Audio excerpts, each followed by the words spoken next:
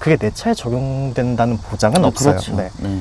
진단기가 하다못해 제가 이 차를 가져왔을 때도 이제 이전을 하고 그분이 타고 가시니까 에어컨이 안 나온다고 전화가 오더라. 정말 그 궁합이 맞는 차라는 건 진짜 있는 거죠. 자, 이번에는 올드카에 대한 이야기를 한번 해볼 거예요. 그전에도 올드카들을 좀 많이 운영을 하셨었나요? 그전에도 네, 몇 대 있긴 했는데 네. 저 같은 경우에는 어렸을 때 이제 좀 일을 한 게 있어서 네. 다양한 차들을 접할 기회가 좀 많았어요. 네, 네. 그래서 이제 그런 차들 다 타다 보니까 비슷비슷하더라고요. 이게 메이커별로 네, 분명 네. 차이는 있지만 네. 그래도 이 차를 타든 저 차를 타든 빠른 차를 타든 세단을 타든 결국에는 약간 느낌이 비슷하다는 느낌을 받아서 네. 한번 이제 우연한 기회로 옛날 차를 타보게 됐죠. 네. 옛날 차를 타보게 됐는데 그 같은 브랜드인데 네. 제가 탔던 최신 차보다는 약간 좀 다른 느낌이 다른 감성, 그때 당시의 감성들이 좀 있죠. 네네. 네, 올드카만의 그런 옛날 감성 같은 것들. 그리고 특히 이제 그 옛날 차들이 예전 독일 브랜드가 독삼사라고 하죠. 근데 네, 독삼사 브랜드들 추구하는 가치를 조금 더 명확하게 투영을 해주는 것 같아요. 네. 그래서 이제 그런 재미를 느꼈고 그리고 저도 이제 이렇게 옛날 차들 유지보수에 그렇게 크게 뭐라고 해야 될까, 옛날 차들을 유지보수하는데 그렇게 크게 어려움을 느끼지 않다 보니까 계속 그렇게 옛날 차들 위주로 요즘 타고 있는 것 같아요. 예전 차들이 또 관리하기도 더 자료도 많고. 정비하는 면에서는 네. 확실히 요즘 차보다는 쉽죠. 그렇죠. 네, 훨씬 쉽죠. 전기 장비가 애초에 그렇게 많지 않고 네. 그래서 유지하기 쉬운 면은 있는데 반대로 진단기가 그런 그러니까 경우에는. OBD1인 경우에는 네. 좀 그걸 가지고 계신 분을 찾아가야 되는 경우도 있고 아, 그렇죠. 특히 독일 차 같은 경우에는 요즘 나오는 차들 진단기하고 옛날 차들 진단기하고 네. 다른 경우가 있어요. 네. 그래가지고 요즘 진단기로 물리면 제대로 스캔 안 되고 이런 문제가 있어서 그런 쪽으로는 약간 어렵긴 해요. 근데 그렇게 옛날 차들을, 그것도 국산차가 아니고 수입차들을 관리하다 보면은 아무래도 오래됐으니까 네. 고장 같은 경우에는 어떻게 대처를 하시나요? 그거는 솔직히 안고 가야 된다고 생각을 합니다. 일단은 올드카라는 걸 어쨌든 결국엔 다른 분이 타던 차를 넘겨받아서 네. 타야 되다 보니까 일단은 구입하기 전에 그 차에 대한 기본적인 정보라든지 그다음에 내역 같은 거를 어느 정도 알고 사야 돼요. 근데 그렇게 사더라도 참 중고차라는 게 신기한 게 손이 바뀌면 항상 고장이 나요. 정말 놀랍게도 그러니까 제가 팔 때도 그랬고 제가 살 때도 그랬고 네. 분명히 완벽한 차인데 네. 손이 바뀌면 문제가 생기더라고요. 뭐 그런 경우가 되게 많죠. 네, 하다못해 제가 이 차를 가져왔을 때도 이게 부산에서 올라오는데 엔진 경고등이 들어오더라고요. 아, 오늘 가지고 오고 있는데. 네. 네. 근데 그거는 이제 기름 넣고 뜬 경고등이고 일단 주행에 문제가 없어가지고 일단 끌고 올라와서 스캔 받아봤는데 네. 이게 결국엔 나중에 이제 시동 껐다 켜니까 없어지긴 하더라고요. 음. 근데 일단 신차도 손이 바뀌면 문제가 생기는데 올드카도 이제 주변 사람들이 이제 파는 얘기 들어보면 분명히 에어컨이 시원하게 자기가 에어컨을 쐬면서 구청에 갔는데 네. 이제 이전을 하고 그분이 타고 가시니까 에어컨이 안 나온다고 전화가 오더라. 그래서 계약 조항에다 반드시 넣어야 되잖아요, 그거. 네. 가져가는 순간 없다고. 네. 근데 이제 보통 이제 사가시는 분들도 그냥 뭐 그렇게 하고 이제 가져가시고 뭐 이런 경우가 많아서 근데 사오는 날 에어컨 안 나오면 진짜 네. 짜증나겠다. 이게 뭔가 자기는 되게 기분 좋게 사왔는데 네. 갑자기 뭐가 안 되면 그것도 굉장히 스트레스잖아요. 일단 수리를 하러 가야 되니까. 그것도 그렇고 딱 가져오는 순간 그러면은 이 차 혹시 나랑 아, 안 맞거나 좀 앞으로 좀 안 좋을 것 같은데 이런 생각도 하게 되잖아요. 네, 그런 차들도 진짜 근데 분명히 있는 것 같아요. 네. 이게 사람과 맞는 궁합의 차라는 게 네. 분명히 또 있는 것 같기도 하고. 저 지난번에 촬영하신 분 그 X6 타시는 형님이 그랬잖아요. 만지는 차만 다. 네. 그 형님은 손대는 차마다 다 문제가 있었어요. 근데 진짜 저도 이제 여러 대 차를 타면서 느낀 게 정말 그 궁합이 맞는 차라는 건 진짜 있는 것 같아요. 네. 저도 그런 징크스가 있거든요. 새 차 사면 무조건 사고 납니다. 그게 한 달 안쪽에 무조건 사고가 났던 것 같아요. 사면은 그것도 무조건 뒤에서 박아줍니다. 그것도 다 택시가 박아줍니다. 저는 누가 받아주질 않아가지고. 택시가 받아주는데, 근데 그 차를 타다가 사고가 났으면 솔직히 그러려니 하는데. 근데 또 새 차니까. 새 차인데 사고 나면 얼마나 찝찝해요. 근데 제가 걸렸던 분들은 다 그 개인 택시가 아니라 조합에서 운영하시는 택시들 있죠. 이거 사실 그분들을 뭐라고 하는 거는 아닌데 좀 이렇게 수리라든지 그런 대처가 명확하지가 않죠. 스무스하지가 않죠. 네. 일단은 뭐 금목걸이 하신 분들하고 금팔찌 하신 분들을 꼭 데리고 와요.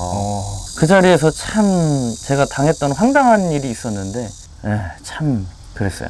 영업용 차랑 그렇게 사고가 났을 때는 좀 좋지 않은 기억들이 있어요. 네, 영업용 차량 이제 사고 나신 분들은 다 같이 말씀하시더라고요. 예. 그러면은 올드카 관리하시면서 제일 크게 맞았던 고장이라든지 그런 거 있을까요, 혹시? 근데 저는 기본적으로 한 대를 가져오면 엔진을 내릴 생각하고 가져옵니다. 그러니까 제가 처음에 이제 우연히 타게 된 차가 아우디 수동 모델이었는데 네. 그 차는 이제 독일산 수동을 한번 타보고 싶어서 네, 가져왔어요. 네. 근데 그 차를 이제 3년, 한 5년 정도 탔나? 5년 정도 탔는데 중간에 이제 사고도 한 번 있었고 그 차에 정말 거의 신차값만큼 돈이 들어가는 돈을 넣었어요.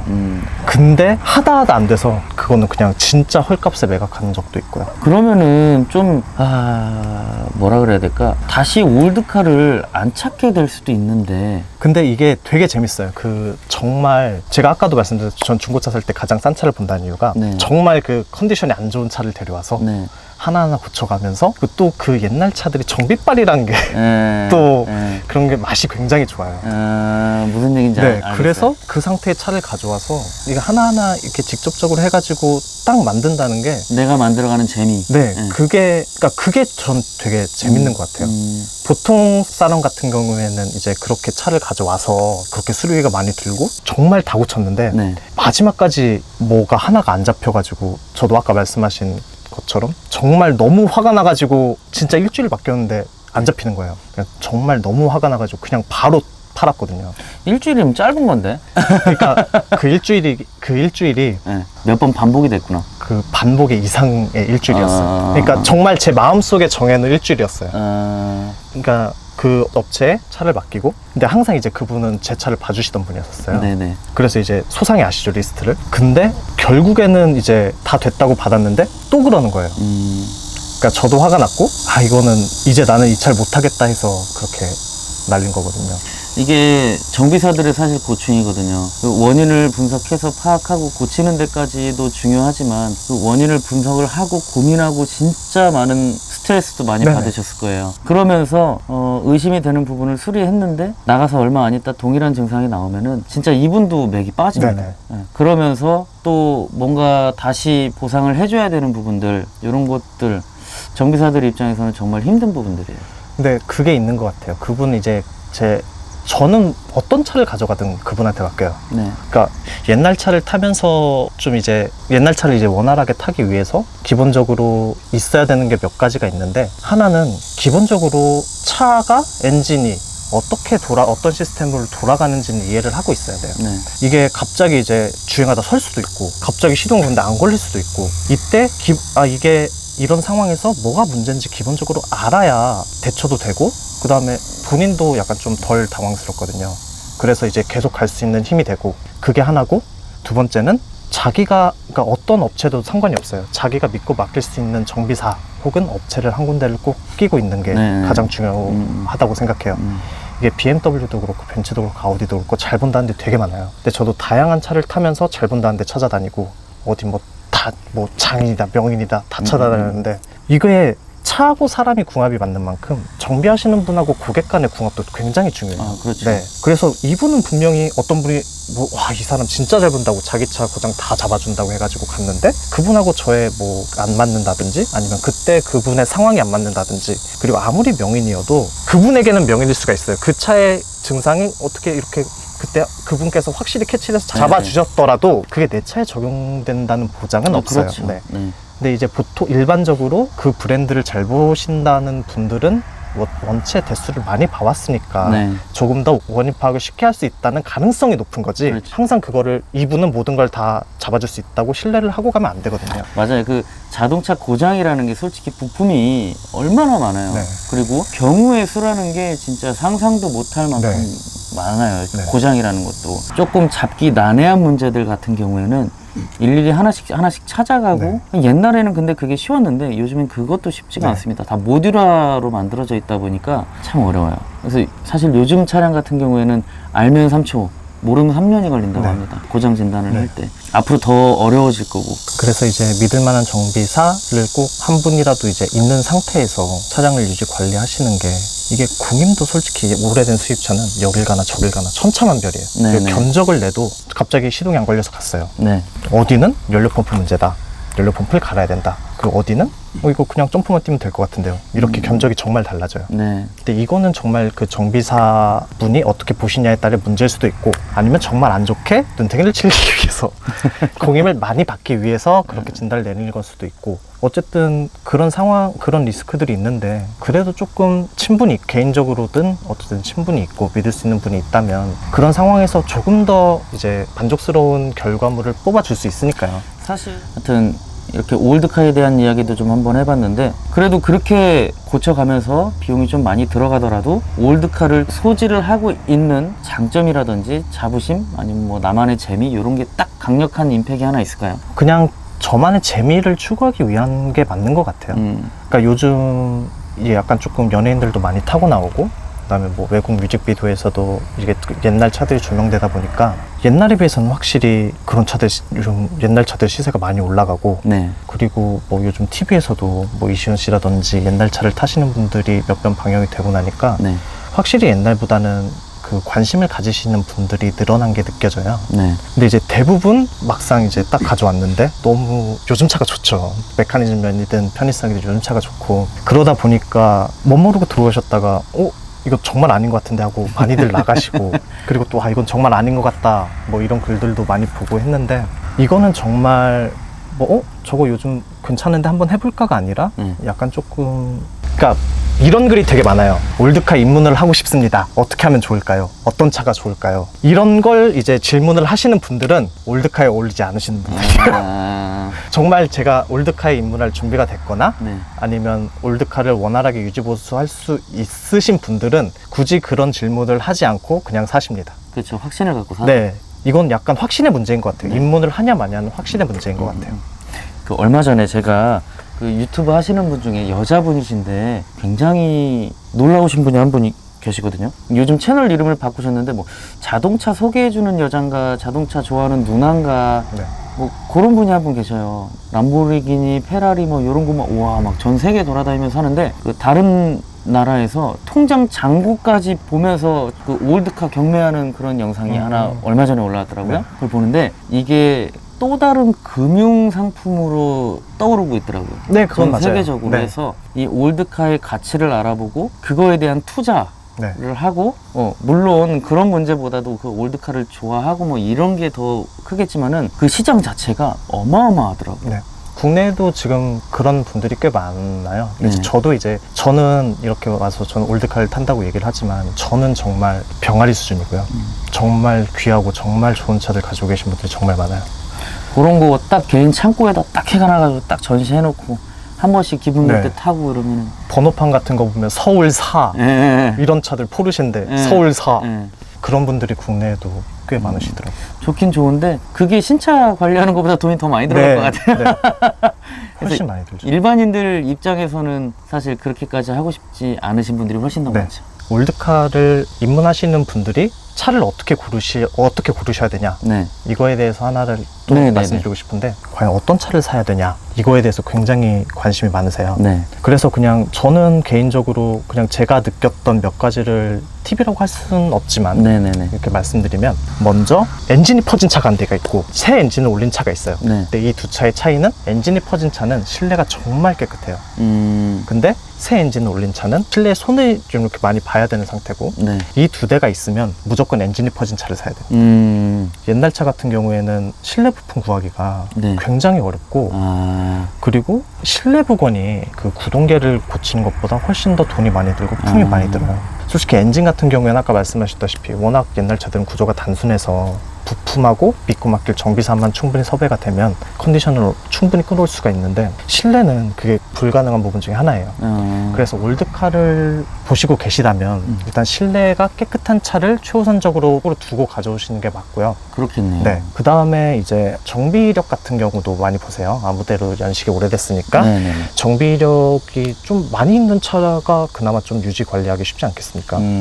그래서 정비력을 보시는데, 많은 분들이 놓치시는 것 중에 하나가 어떤 부품을 써서 정비를 했는지를 꼭 확인을 하셔야 돼요. 그게 중요하죠. 네. 보통 이제 메모를 올리면 그냥 뭐 쫙 했습니다라고 이제 뭐 쫙 올려요. 근데 같은 작업이어도 정품 부품이라든지 OEM 거 부품을 쓰면 100만 원이 나올 작업을 알리 중국산 부품으로는 10만 원으로 막을 수도 있어요. 네, 그리고 퀄리티 차이도 네, 어마무시하게 나요. 퀄리티 차이는 어마무시하게 날 뿐더러 문제는 뭐냐면 정품 부품이나 최소 독일산 OEM 부품을 쓰면 어느 정도의 이제 수명이 보장이 돼요. 네. 근데 중국산 부품이라든지 약간 조금 검증되지 않은 브랜드의 부품을 사용해서 정비를 하면 부품 자체에 불량이 있을 수도 있고 그 다음에 부품 자체의 수명이 그렇게 길지 않은 경우가 많습니다. 네. 근데 이게 문제가 되는 게 뭐냐면 그렇게 정비를 했어요. 네. 근데 조금 이렇게 타다 보니까 다시 비슷한 고장이 발생을 했어요. 네.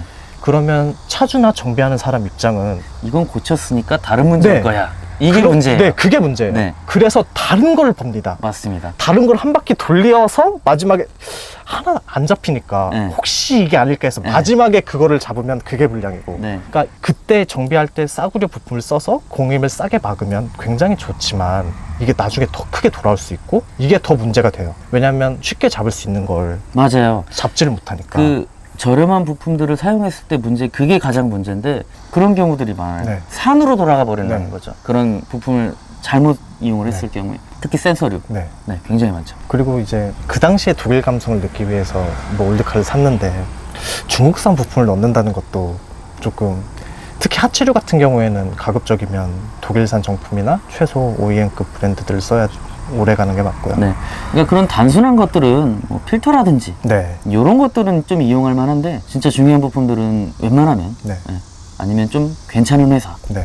애프터도 회사가 굉장히 많거든요. 네. 그리고 또 이제 주행거리 문제가 네. 올드카는 약간 좀 있잖아요. 네. 주행거리가 짧은 차, 주행거리가 많은 차. 근데 저는 일단은 개인적으로 주행거리는 자동차하고 그렇게 크게 상관없다고 생각을 해요. 특히 옛날 차에 관련해서는. 왜냐면 이제 차량이 15년, 20년 정도 되는 차인데 6만 킬로짜리가 있어요. 그리고 이제 뭐 35만, 30만 이 정도 차가 있다고 보면 차량 20년 동안 35만을 타면서 큰 정비를 안 하고 탈 수는 없어요. 그렇죠. 네. 그래서 오히려 어떻게 보면 35만짜리 차가 기본적인 베이스 정비 아니면 굵직한 정비는 충분히 되어 있을 가능성이 높고요. 근데 20년 동안 6만을 탔다고 하면 그런 게 안 돼 있을 확률이 꽤 있어요. 그래서 정말 소장 가치가 있는 차라면 주행거리를 가급적이면 낮은 걸 고르는 게 좋은데 이런 연식이 있는 차를 타면서 주행거리는 그렇게 크게 문제가 되지 않을 수도 있다는 생각을 해요. 근데 이제 대부분 6만짜리의 차는 없으니까 네. 애매한 9만 킬로, 네. 10만 킬로, 11만 킬로의 차 네. 대지 20만 킬로 뭐 이렇게 비교를 하시는데 네. 저는 개인적으로 그런 경우에는 20만짜리가 더 낫다고 생각을 합니다. 왜냐면 10만 킬로, 11만 킬로 굵직한 작업들 하나씩 이제 들어가야 될 때거든요. 타이밍이죠. 네. 네. 네. 근데 뭐 15만, 18만 이 정도 킬로 차들은 그때까지 굴리려면 기본적인 정비는 안 할 수가 없으니까 오히려 손대 쓸 확률이 높다는 네, 거죠. 오히려 주행 올드카를 타시면서 뭐 신차도 비슷하겠지만 주행거리는 저는 개인적으로 큰 의미가 없지 않나. 물론 정비력만 갖추고 있다면 그렇게 생각을 하고 있습니다. 벤츠 한 대 가지고 있는 게 35만짜리 네. 탔거든요. 네. 그것도 이제 처음 가져왔을 때 오일이 다 정말 이제 저는 그렇게 더러운 엔진을 처음 봤어요. 근데 안 퍼지더라고요. 그러니까 저도 이제 그 차는 이력을 아예 모르고 가져왔는데 그러니까 똑같은 생각을 하고 가져왔어요. 35만이면 이거는 수리를 안 했을래 안 했을 수가 없다. 그리고 그냥 차부터 덜컥 가져왔는데 안 퍼지는 거예요, 정말. 그리고 나중에 알고 보니까 한성 자동차에 15년 동안 43번 정비 이력이 있고 그래서 저는 오히려 그때 다른 킬로수 적은 차들도 있었는데 이 차가 훨씬 더 돈이 물론 지금은 정비를 위해 엔진을 내렸어요. 그 차는 네. 누유는 다 잡아야 되니까 네네네. 엔진 내려서 작업하고 있는데 그때 제가 봤던 다른 차들보다는 훨씬 깔끔했어요. 뭐 전반적으로 그렇게 크게 손이 안 갔고 자잘한 고장도 그렇게 없었고 그래도 저는 그런 올드카들보다 이게 더 눈에 들어오네요. 저도 요즘 이것만 타고 다닙니다. 네. 가격이 정말. 네. 그리고 이제 개인적으로 제가 중고차를 살 때 하나 팁을 드리자면 네. 타이어를 보세요. 이게 신차든 올드카든 타이어가 일정 수준 이상의 타이어를 꼈다는 건 관심이 있었다는 네, 전차주가 차에 관심이 있었다는 얘기입니다. 네. 정말 이제 저가형 타이어를 썼다. 네. 이거는 차 사기 전에 살짝 생각을 해보시고요. 차를 딱 보러 갔는데 고급형 타이어 특히 달리는 차 같은 경우에는 더욱더 그 차 급에 맞는 타이어가 들어갔다라고 하면 어느 정도는 믿고 보셔도 될 것 같습니다. 차를 아껴 탔다는 약간의 증명 같은 네. 거죠. 그리고 타이어 같은 경우에는 어쨌든 가장 쉽게 갈 수 있는 소모품이니까 네. 여기에 돈을 썼다는 건 기본적인 정비에 돈을 안 쓰진 않았다는 반증일 수도 있어요. 그렇죠. 네, 그래서 저는 차를 이렇게 뭘 봐야 될지 모르겠다면 일단 타이어부터 보시고 결정을 하시라고 말씀을 드리고 싶습니다. 좋은 팁이에요. 네, 진짜 좋은 팁인 것 같습니다. 감사하고요. 그리고 또 더 하시고 싶은 이야기가 많긴 한데 이따가 또 나눠서 하시죠. 네. 네, 감사합니다. 오늘 또 수고하셨습니다. 네, 감사합니다. 감사합니다. 네.